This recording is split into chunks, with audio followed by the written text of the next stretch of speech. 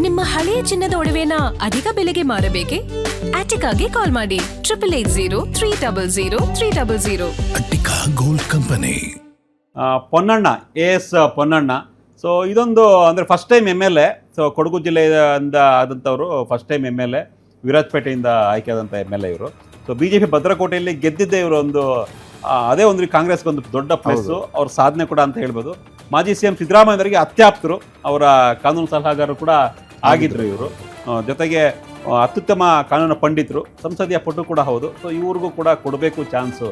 First time MLAಗೆ ಕೊಡ್ತಾ ಇದ್ದಾರೆ, ಹೇಗೆ ಮರತೆ? ಮೊದಲ ಬಾರಿ ಗೆದ್ದಂತಹ ಶಾಸಕರಿಗೆ ಒಂದ್ ಟೈಮಲ್ಲಿ ಸಿದ್ದರಾಮಯ್ಯ ಮತ್ತೆ DK ಶಿವಕುಮಾರ್ ಇಬ್ರು ಹೇಳಿದ್ರು ಚಾನ್ಸ್ ಇಲ್ಲ ಅಂತ. ಬಟ್ ಆ ಲಿಸ್ಟ್ ಅಲ್ಲಿ ಇವ್ರನ್ನ ತಗೊಳ್ಳಿಲ್ಲ, ಪೊನ್ನಣ್ಣ ಹೆಸರು ತಗೊಳ್ಳಿಲ್ಲ.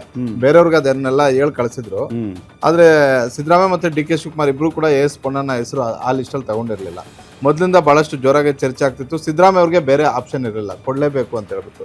ಮಡಿಕೇರಿ, ಯಾಕಂತ ಹೇಳಿದ್ರೆ ಮೈಸೂರು ಮಡಿಕೇರಿ ಲೋಕಸಭಾ ಕ್ಷೇತ್ರ ಮುಂದಿನ ರಾಜಕೀಯ ದೃಷ್ಟಿಯಿಂದ ಕೊಡಗು ಮೈಸೂರು ಭಾಗದಲ್ಲಿ ಪ್ಲಸ್ ಆಗ್ಲಿ ಕಾಂಗ್ರೆಸ್ಗೆ ಅಂತ, ಸಿದ್ದರಾಮಯ್ಯ ಕ್ಷೇತ್ರ ಕೂಡ ಅದೇ ಜಿಲ್ಲೆ ಬರುತ್ತೆ ಅಂತ. ಹೌದು, ಅದೇ ಕ್ಷೇತ್ರ. ಹಾಗಾಗಿ ಆ ಲೆಕ್ಕಾಚಾರ. ಜೊತೆಗೆ ಸಿದ್ದರಾಮಯ್ಯ ಅವ್ರಿಗೆ ಕೆಲವೊಂದಷ್ಟು ಕಾನೂನಾತ್ಮಕವಾದಂತಹ ಒಂದು ಸಂಕಷ್ಟಗಳು ಬಂದಾಗ ಅವ್ರ ಜೊತೆ ನಿಂತಂಥವ್ರು ಕಾನೂನು ಸಲಹೆಗಾರರಾಗಿ ಅದೇ ರೀತಿ ಬಹಳಷ್ಟು ತಿಳ್ಕೊಂಡಿದ್ದಾರೆ. ಉತ್ತಮ ಮೊದಲನೇ ಬಾರಿ ಗೆದ್ದಿರ್ಬೋದು, ಆದ್ರೆ ಸಂಸದೀಯ ವಿಚಾರಗಳಂತ ಬಂದಾಗ ಯಾಕಂದ್ರೆ ಲಾಯರ್ ಆಗಿದ್ರಲ್ವಾ, ಹಾಗಾಗಿ ಸಾಕಷ್ಟು ಮಾತನಾಡ ಕಾನೂನು ಬಗ್ಗೆ ತುಂಬಾ ಅರಿವಿದೆ. ಜೊತೆಗೆ ಶಾಸನದ ಕೆಲವೊಂದಿಷ್ಟು ಕಾನೂನು ಬಗ್ಗೆ ತುಂಬಾ ಅದ್ಭುತವಾಗಿ ಮಾತಾಡ್ತಾರೆ, ಏನೋ ಡೌಟ್ ಕ್ಲಿಯರ್ ಮಾಡ್ತಾರೆ.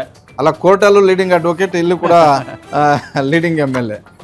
ಒಳ್ಳೇದಾಗ್ಲಿ ಪೊನ್ನಣ್ಣ ಅವರಿಗೆ. ಸೊ ಲಿಸ್ಟ್ ಫೈನಲ್ ಆಗುತ್ತೆ, ಅಧಿಕೃತ ಆಗ್ಬೇಕಷ್ಟೇ.